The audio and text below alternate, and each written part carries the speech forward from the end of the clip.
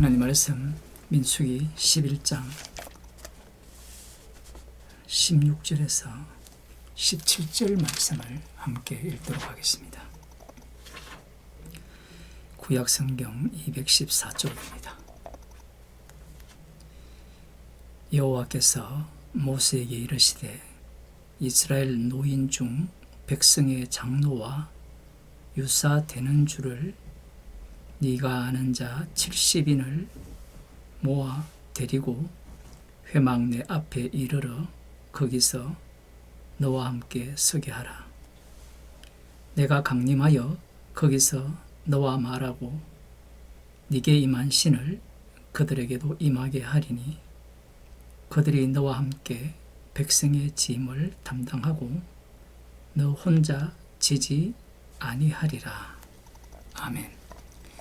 모세가 이스라엘 전체, 이스라엘 군대 전체, 그 중에 이 장로들도 포함되어 있습니다. 이 모두가 탐욕을 품어서 여호와 하나님을 대적했을 때 모세가 기뻐하지 않았죠. 그런 가운데 자기 자신이 이 모든 백성의 짐을 질 수 없다라고 하나님께 간구하면서 죽여달라 이렇게 요청하죠. 여기에 대해 여호와 하나님께서는 모세를 죽이시는 것이 아니라 모세가 원하는 바를 들어주시는 것 같습니다. 모세의 말도 참 놀라운 말이죠. 우리 같으면, 우리가 만일에 모세라면 나 혼자 이 모든 백성들의 그 짐을 담당하지 못한다고 말을 할까요? 정치인들을 보면 권력은 나눠 갖는 것이 아니다 이렇게 이야기를 하잖아요. 권력은 독점하거든요. 이스라엘은 권력 집단이 아닙니다. 그래서 모세가 이런 상황 속에서 이스라엘의 정체성을 드러내는 겁니다. 모세가 이러한 기도를 할 때 하나님께서 노인 중 백성의 장로와 유사되는 줄, 장로와 유사라는 말은 동격으로 보시면 돼요. 관리자들, 이 70명의 장로들입니다. 이 70명의 장로들의 그 출처를 보면 앞서 출애굽기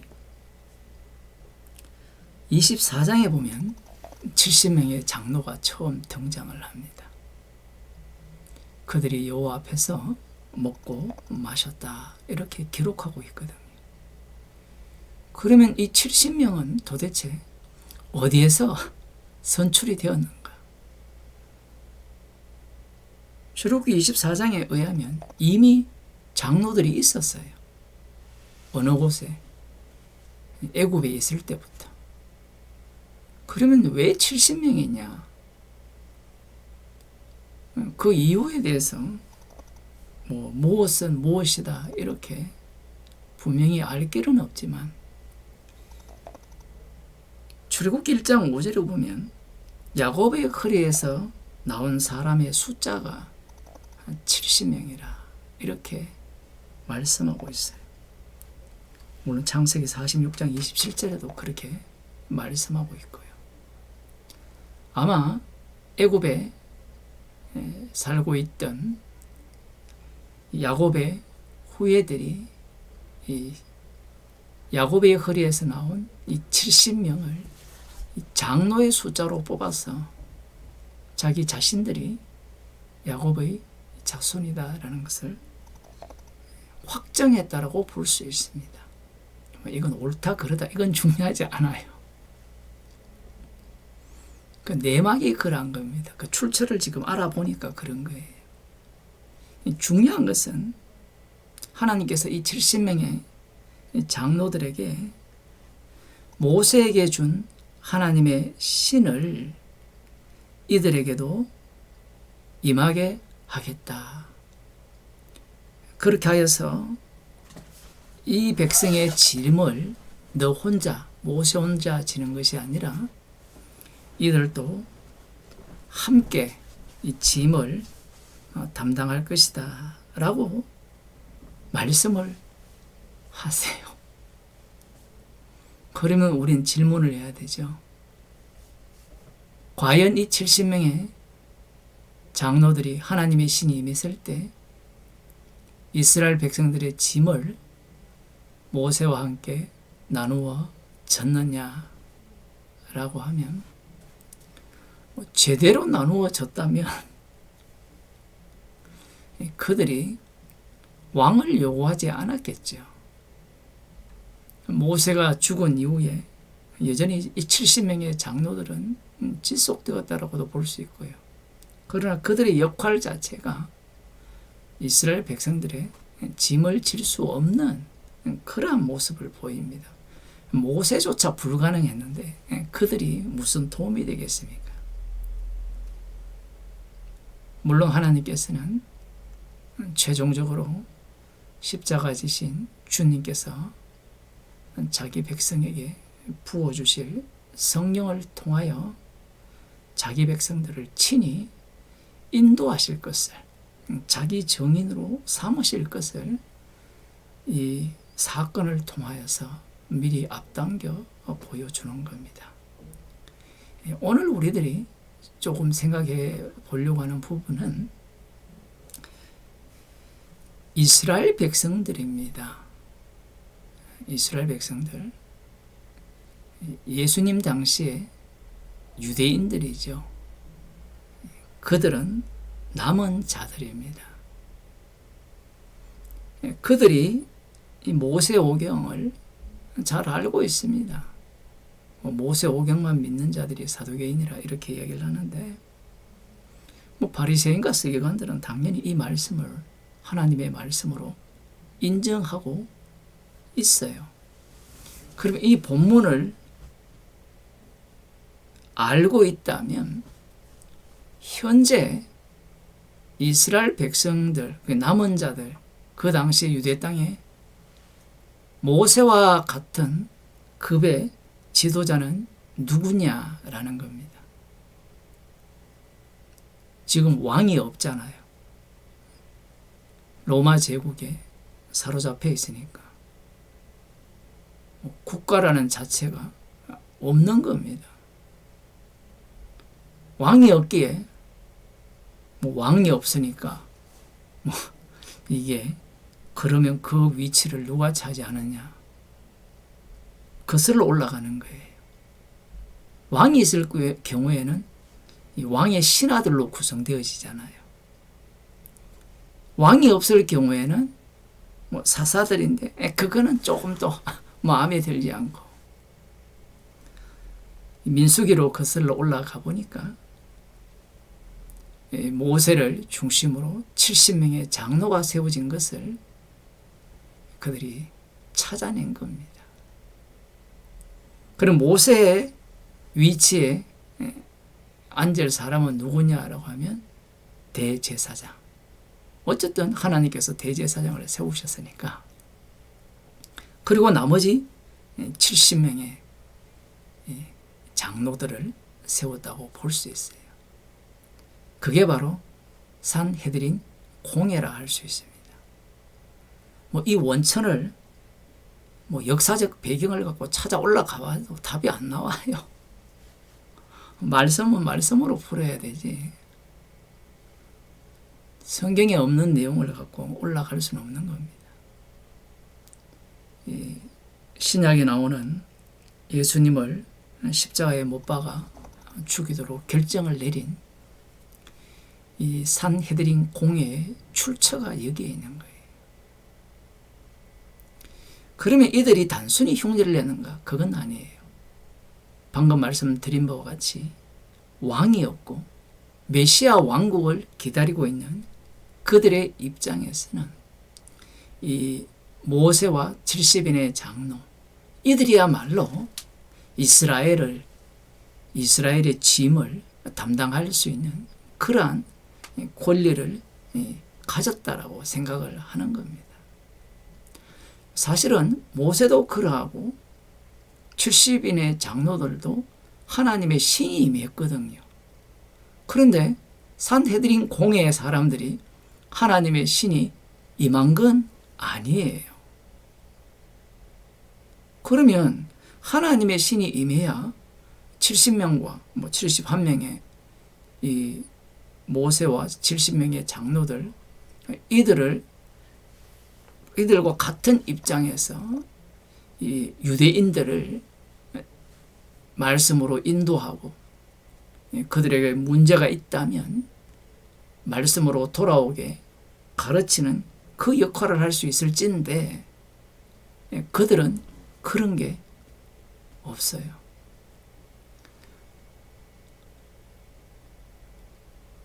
그러면 그들이 자기들 마음대로 그것을 만들었느냐?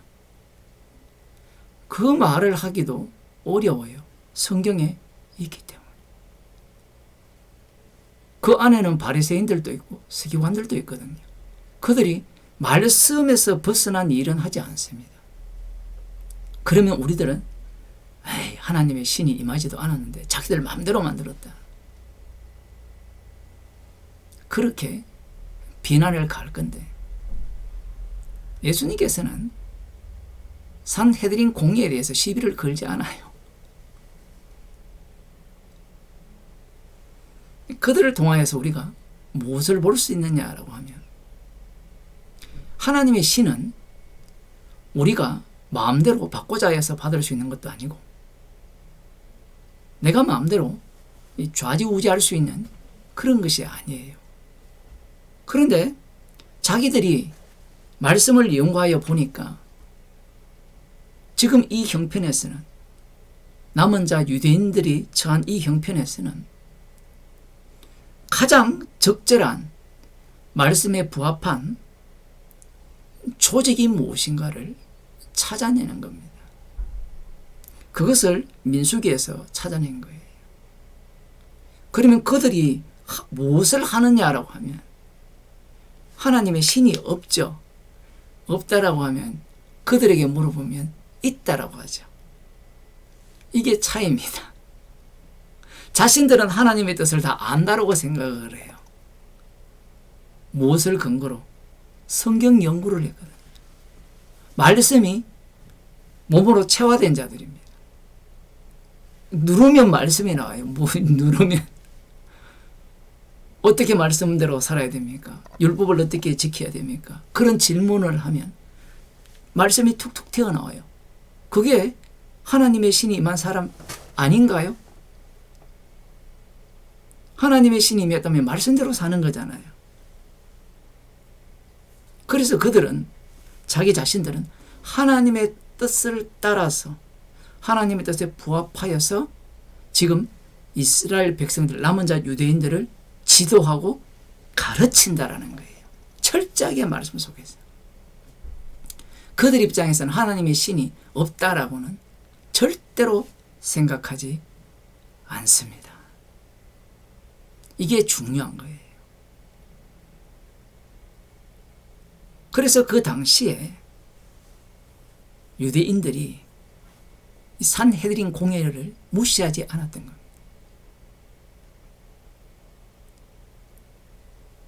니고데모 같은 경우에도 예수님이 네가 이스라엘의 선생이다라고 하잖아요. 이스라엘을 가르치는 자거든요. 율법으로. 물론 그 한계성에 대해서 예수님이 분명히 지적하셨는데 예수님이 거기에 개입이 되지 않으면 니고데모가 되었던 나머지 산헤드린 공회 대제사장이 되었던 돈 주고 되어도 전문가거든요. 아무나 그런 걸 하는 게 아니에요. 아론의 혈통이 아니더라도 말씀의 전문가입니다. 그래서 이들은 이 말씀대로 연구하고 모든 판결과 결정을 철저하게 율법에 따라 하는 겁니다. 그렇게 하는 것이야말로 이스라엘 백성들을 담당하는 것이고, 메시아가 오실 때 그 메시아 왕국으로 자기들이 합류할 수 있고, 그리고 더 중요한 것은 자신들이 누구를 인정하는 겁니까? 메시아를 인정한다는 거예요. 자기들 눈에 메시아를 볼 수 있는 안목이 있다라는 겁니다. 그것이 바로 이들의 생각인 거예요. 이걸 들어보니까 오늘날 교회와 흡사하죠. 성령은 받았다라고 할 때 성령 받은 증거를 보자라고 하면 뭘로 보시겠어요?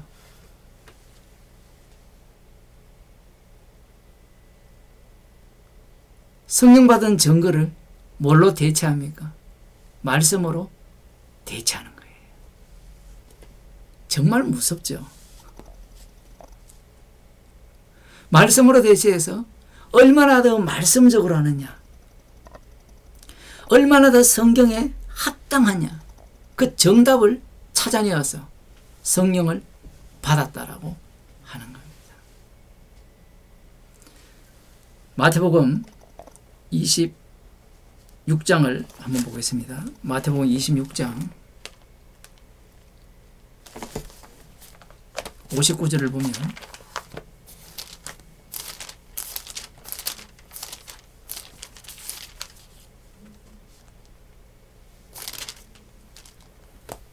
예수님에 대해서 이들이 어떻게 하느냐를 볼 수 있습니다. 그때에 59절, 대제사장들과 온 공회가 예수를 죽이려고 그를 칠 거짓 증거를 찾으매 거짓 증언이 많이 왔으나 얻지 못하더니 후에 두 사람이 와서 가로되 이 사람이 말이 내가 하나님의 성전을 헐고 사흘에 지을 수 있다 하더라. 이건 사실이죠. 성전을 헐고 사흘에 짓겠다. 그리고 율법을 다 변개해버리고 자칭 하나님이라고 예수님 자신이 소개를 했습니다. 지금 여기에 대제사장과 공회가 나오잖아요. 대제사장이 산헤드린 공회의 의장입니다. 71명이라 뭐 그런 얘기를 하는데, 이들이 예수님에 대해서 판결을 내리는 거예요. 성전 회방제예요.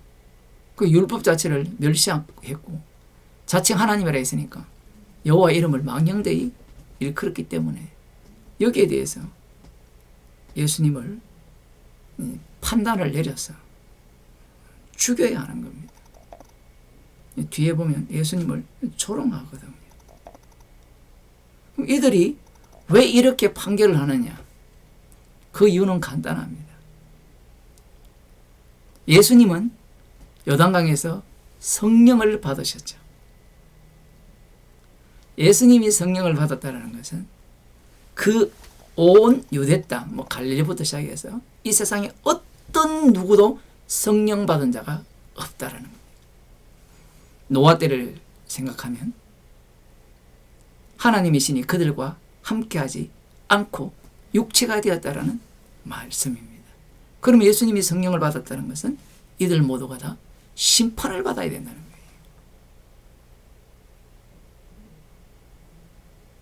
그런데 성령 받은 예수님이 말씀대로 말씀을 성취하는 분으로 오신 게 아니라는 거예요. 오히려 이 바리새인과 이 대제사장, 이 산헤드린 공회의 입장에서 그들은 말씀 중심으로 보기 때문에 오히려 예수님이 성전을 회방하고 자신을 하나님이라 했으니까 여호와 이름을 망령되이 일컬었고 율법을 변개해버리죠. 여러분이 그 자리에 있었다면, 우리가 그 자리에 있었다면 누가 문제가 되는 겁니까? 당연하죠. 우리도 대제사장과 공의 편이에요. 예수님의 말씀이 안 맞거든요. 여러분이 지금 성경을 정신을 차리고 읽어보세요. 구약을 제대로 읽고 사복음서에 나오는 예수님의 말씀을 읽으면요, 우리는 모두가 다 누구 편이 되는가 하면 대제사장과 공의 편이 돼요. 그 증거를 오늘날 쉽게 볼 수 있는 겁니다. 만일에 성도들이, 오늘날 교회에 교인들이라 해야 되겠죠. 성령을 받았다면 성도인데, 성령을 받았다면 주님의 죽으심을 자랑할 건데, 성령을 받지 못하니까 성경의 지식을 가르치는 거예요. 정말 희한하죠. 십자가는 싹 빼버립니다. 십자가 자리에 뭘 집어넣는가 하면 말씀의 내용들을 집어넣어요.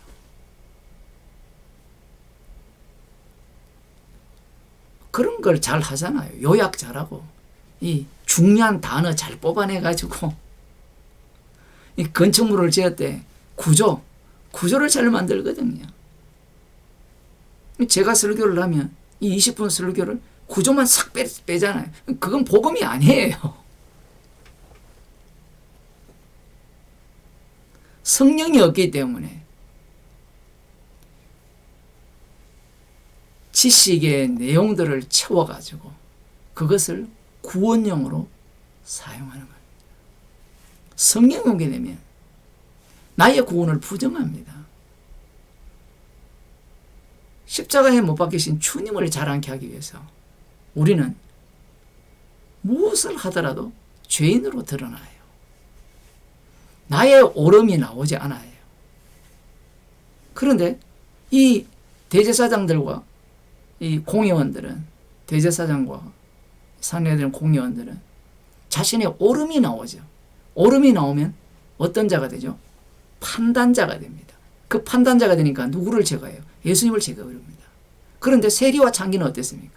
나의 옳음이 나는 것이 아니라 주님 앞에 죄인이 되는 거예요. 죄인이 되니까 이 땅에 오신 그 목적을 제대로 증거하는 증인으로 사용되는 거예요. 말씀을 깊이 묵상하여서 연구하여서 정답을 찾아내서 최종적으로 도달한 지점이 바로 예수님을 살해하는 지점입니다. 우리가 말씀을 지금 계속해서 이렇게 보는 이유는 십자가의 사랑의 깊이를 알아가야 되고, 내가 지금 뭘 추구하고 있는가가 들통나야 되죠. 모세 혼자 니만 대장이냐? 모세는 자기를 날려버린 거거든요.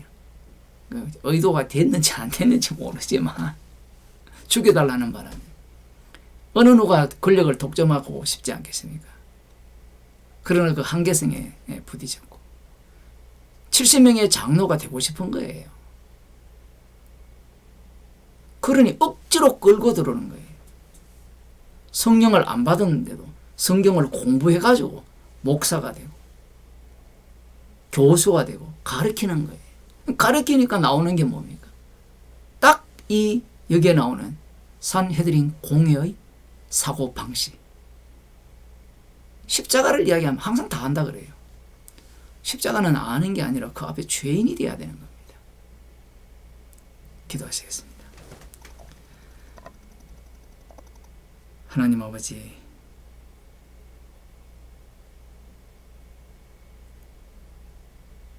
주님께서 이 땅에 오심으로 말미암아 인간이 말씀을 연구하고 진리를 찾았다는 모든 것들이 오히려 주님을 십자가에 못 박아 죽이는 그러한 용도로 사용됨을 보았습니다. 주께서 저희들을 성령으로 인도하시기에 이러한 죄를 보게 하시고 십자가만 밝히 보이게 하심을 감사드립니다. 십자가의 지혜가 인간의 모든 지혜를 부끄럽게 하고 없이 한다는 사실을 날마다 확인하는 주의 백성이 되게 하여 주옵소서. 예수님 이름으로 기도드립니다.